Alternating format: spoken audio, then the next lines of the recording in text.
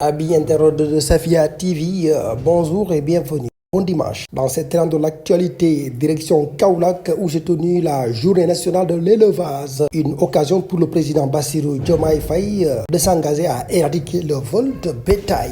En effet, le président de la République Bassirou Diomaye Faye a souligné lors de la cérémonie officielle de la 9e édition de la journée nationale de l'élevage tenue ce samedi à Kaolack que le vol de bétail est un fléau qu'il est impératif d'éradiquer de toute urgence. Je cite, le vol de bétail est un fléau qu'il convient d'éradiquer urgemment. C'est pourquoi j'ai instruit le Premier ministre d'organiser dans les meilleurs délais, en relation avec le ministère de l'Agriculture, de la Souveraineté alimentaire et de l'élevage et tous les acteurs concernés, une concertation nationale au point de s'accorder sur une feuille de route consensuelle qui tiendra compte de la dimension holistique de la lutte contre ce désastre, a déclaré le chef de l'État. Il faudra en particulier systématiser la digitalisation du sous-secteur, notamment pour l'identification du cheptel, la lutte contre le vol de bétail, le suivi sanitaire, l'amélioration génétique et tant d'autres aspects, a-t-il préconisé. Pour terminer, revenons sur le retrait du soutien financier de l'État au club.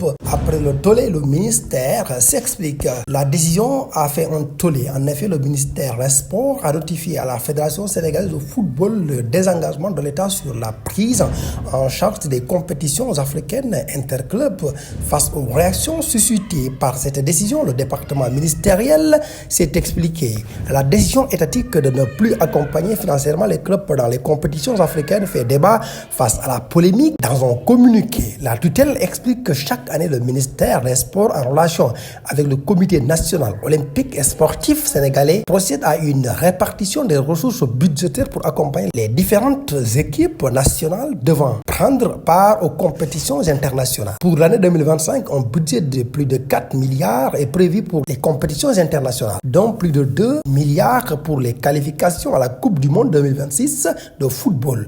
En 2024, l'arbitrage budgétaire était à 7 milliards, dont 2 milliards et poussière pour la prise en charge des compétitions de football. Et sur ce montant, explique le ministère, 212 millions étaient réservés à la prise en charge des clubs hommes et dames engagés dans les compétitions interclubs africaines. Cependant, indique le ministère, compte tenu de la nouvelle orientation de la politique de développement du sport, l'État, en sus des investissements lourds consentis, notamment sur la construction et l'entretien des infrastructures sportives, a décidé de se concentrer exclusivement sur la prise en charge des différentes équipes nationales engagées dans les compétitions internationales. Et le ministère rajoute, l'État encourage les différentes fédérations sportives, notamment celles où la professionnalisation est déjà en vigueur, à travailler à mieux soutenir le développement de leur discipline au niveau local. Madame, Monsieur, merci de votre attention et bon dimanche.